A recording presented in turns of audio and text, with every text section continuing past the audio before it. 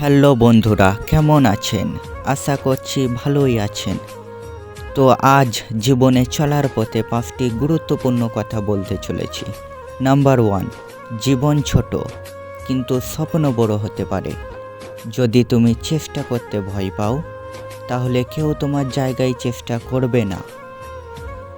Number 2, মানুষ হয়তো ভুল করবে, ব্যর্থতা আসবে, কিন্তু হাল ছাড়লে কখনো কেউ তোমাকে সম্মান দেবে না।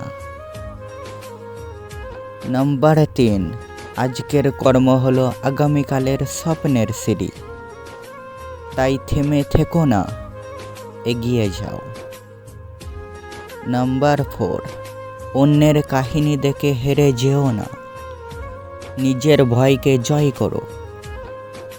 নাম্বার 5, কেউ তোমাকে ভালোবাসেন না যতক্ষণ না তুমি নিজের প্রতি সতর্ক থাকবে। নিজের প্রতি সম্মান রাখো। ভিডিওটি ভালো লাগলে সাবস্ক্রাইব করবেন। ধন্যবাদ।